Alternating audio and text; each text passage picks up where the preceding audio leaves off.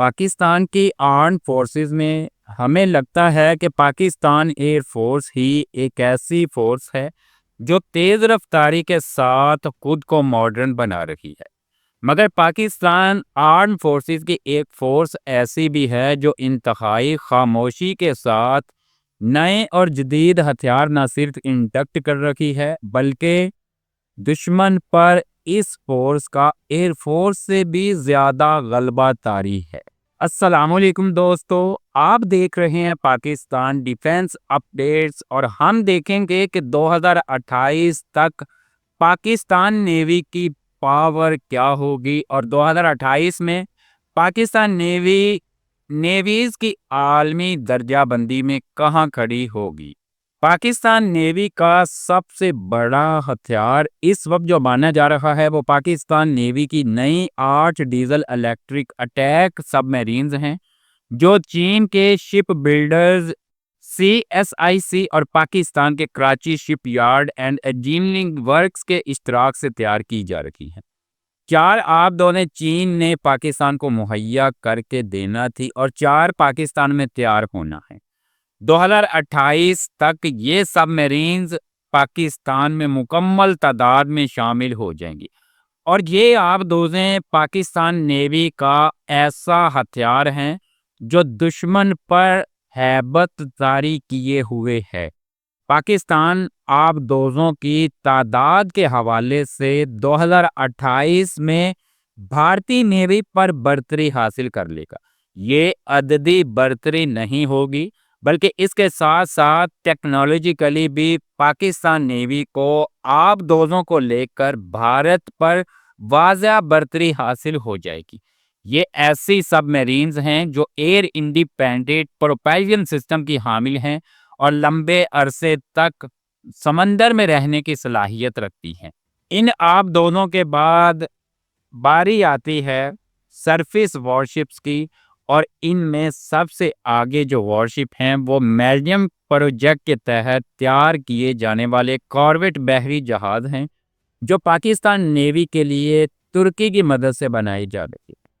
15 اگست 2021 کو پہلا جہاز PNS بابر پاکستان نیوی کے حوالے کیا گیا تھا۔ 2028 کا ہندسہ پاکستان نیوی کے لیے اس لیے اہم ہے کہ باقی ماندہ 3 عدد یہ بحری جہاز پاکستان نیوی میں 2028 تک شامل ہو جائیں گے۔ اس بات سے آپ اندازہ لگا سکتے ہیں کہ پاکستان نیوی میں 2028 میں آبدوزوں کے بعد بحری جہازوں کی کتنی بڑی تعداد شامل ہونے جا رہی ہے۔ اب اگر بات کی جائے ٹائر 054 AP فریگیٹس وارشپ کی، جن کو تغرل کراس وارشپ بھی کہا جاتا ہے اور یہ چین سے حاصل کیے جا چکے ہیں، یہ وارشپ بھی پاکستان نیوی کے لیے پاور ہاؤس ثابت ہوئے ہیں۔ پاکستان نیوی میں PNS Tughril, PNS Taimur, PNS Shah Jahan اور PNS ٹیپو سلطان شامل ہو چکے ہیں۔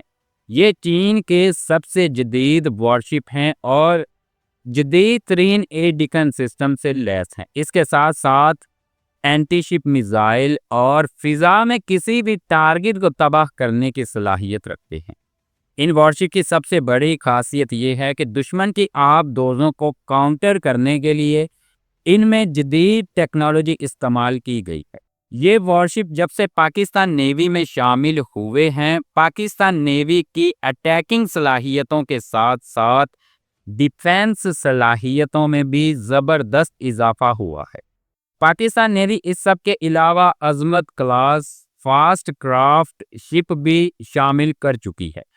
ان کی خاص بات یہ ہے کہ ان کو رومانیہ کی مدد سے تیار کیا گیا ہے اور مقامی طور پر بھی اب ایسے شپ تیار کیے جا رہی ہیں۔